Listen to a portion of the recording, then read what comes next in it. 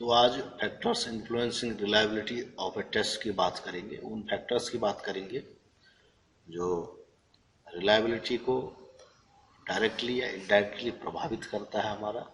ठीक है, जब भी हम टेस्ट बनाते हैं उसमें कुछ ऐसे अनवांटेड चीज़ें होती हैं जो हमारे टेस्ट को डायरेक्टली और इनडायरेक्टली प्रभावित कर सकती है या करती है। ठीक है, उसमें पहला है a extrinsic factors and the second one is intrinsic factors. ठीक है, तो एक्सट्रिंजिंग फैक्टर्स है और इंट्रिंजिंग फैक्टर्स है। सो पहला जो एक्सट्रिंजिंग फैक्टर्स है जिसको बाह्य कारक कहते हैं। ठीक है, सबसे पहले बात होती है कि ग्रुप वेरिएबिलिटी, कि आपका जो ग्रुप है वो कितना उसमें वेरिएबिलिटी है, कितने उसमें गुणों में अंतर है, उससे भी आपकी रिलायबिलिटी प्रभावित होती है। और दूसरा होता है गेसिंग बाय एग्जामिनेशन, जो भी आपके टेस्टी हैं जिसको आपने टेस्ट दिया है, आप जिन पार्टिसिपेंट्स के ऊपर आप अपना टेस्ट डेवलप करना चाहते हैं, तो उनमें भी गैस वर्क होने की संभावना नहीं होनी चाहिए। गैसिंग बाय एग्जामिनेशन उसको भी कंट्रोल करने की कोशिश की जानी चाहिए। आइटम डिस्ट्रक्चर जो है वो डिस्ट्रक्टर्स जो होते हैं वो एक प्रभावशाली होने चाहिए जिससे कि गैस वर्क ना हो सके। ठीक है, तो गैस से भी रिलायबिलिटी आपकी प्रभावित होती है, क्योंकि जो हम चाहते हैं वो हम एक्चुअल रिस्पॉन्स चाहते हैं और जो जो हम प्राप्त करते हैं वो गैस रिस्पॉन्स होता है। ठीक है, और उसके बाद नेक्स्ट होता है एनवायरमेंटल कंडीशंस। जो एनवायरमेंटल कंडीशंस होती हैं, जिस भी कंडीशन में हम अपना टेस्ट डेवलप करना चाहते हैं, वो कंडीशन भी हमारे टेस्ट को प्रभावित कर सकती है। ठीक है, और जो चौथा होता है momentary fluctuations of the examination. ठीक है, तो मोमेंट्री फ्लक्चुएशंस जो है एट द मोमेंट जो होते हैं फ्लक्चुएशंस, वो भी आपके टेस्ट को प्रभावित कर सकते हैं, टेस्ट रिलायबिलिटी को प्रभावित कर सकते हैं। उस समय में, उस तात्कालिक स्थिति में जो भी एग्जामिनेशन को जो प्रभाव करने वाली चीज़ है उनसे भी बचना चाहिए।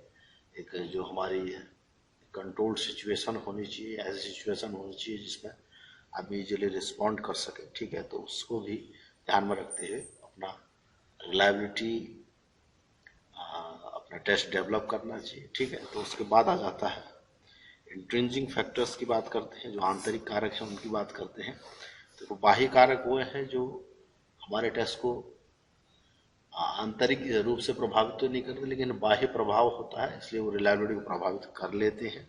और आंतरिक वो है जो डायरेक्टली हमारे टेस्ट से जुड़े हैं, टेस्ट आइटम से जुड़े हैं या उसके अंदर डेवलपमेंट प्रोसेस से जुड़े हैं, इसलिए उसको आंतरिक कारक कहा जाता है। तो पहला होता है लेंथ ऑफ द टेस्ट। जो टेस्ट है उसकी लेंथ, उसकी लंबाई।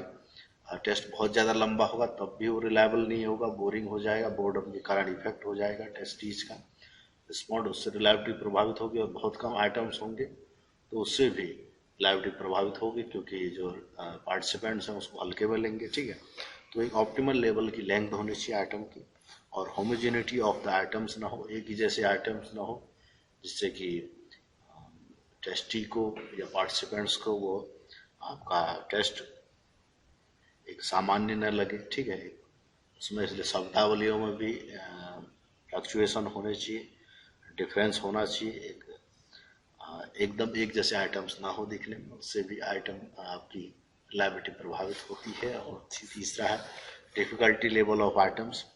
आइटम का डिफिकल्टी लेवल ऑप्टिमल लेवल पर होना चाहिए, जैसा कि हम पहले डिस्कस कर चुके हैं। 0.75 लेवल पर वो डिफिकल्टी लेवल होगा तो उससे आपकी रिलायबिलिटी, आइटम रिलायबिलिटी तो होती है, साथ साथ टेस्ट की रिलायबिलिटी को, ओवरऑल रिलायबिलिटी को भी वो प्रभावित करता है। अगर वह डिफिकल्टी लेवल कम है या बहुत ज़्यादा है तो उससे भी आपकी रिलायबिलिटी प्रभावित होती है। और डिस्क्रिमिनेशन पावर आइटम की वह भी होनी चाहिए। अगर डिस्क्रिमिनेट नहीं कर पाएगा, अंतर नहीं कर पाएगा, तो निश्चित बात है वो वैलिड तो नहीं होगा, साथ साथ रिलायबल भी नहीं होगा। और ऑब्जेक्टिविटी इन स्कोर्स में ऑब्जेक्टिविटी होनी चाहिए, स्कोर और रिलायबिलिटी होनी चाहिए। ठीक है, कोई स्कोरर उसको दूसरे ढंग से स्कोर कर रहा है और दूसरा स्कोरर उसको दूसरे ढंग से रिस्पॉन्ड कर रहा है, इसका मतलब आपके टेस्ट में सब्जेक्टिव प्रभाव होने की संभावना है, तो वो ना होने की संभावना हो तो इस आधार पर उसको डेवलप करना चाहिए। रिलायबिलिटी को ये सारी बातें प्रभावित करती हैं, एक्सचेंजिंग फैक्टर्स हैं और इंटेंजिंग फैक्टर्स हैं। So these are the factors which influences your test reliability directly or indirectly with the exchanging and the intrinsic level. On the extrinsic and in the intrinsic level, the first one we discussed here, extrinsic factors, which include group variability, guessing by the examinees, environmental conditions, and the fourth, momentary fluctuations of the examinees. And the second one we discussed here, Antarik Karak, which includes the first, length of the test. The length of the test should be optimal, homogeneity of the atom should be maintained, how the test should have homogeneous, और उसमें different type के items हों या उसमें variability हो, there should be item variability, items sequence should be well maintained. Okay, on the third one, the difficulty level of items should be optimal level. We discussed in the past lectures 0.75 level. Difficulty is good, accepted by the various scholars in the field. Discrimination power of the item should be optimal. Objectivity in scores or scorer reliability should be there. So these are the factors which can influence your reliability. In the next lectures, we will discuss the validity of the test and its types, and the factors which can influence the validity of the test.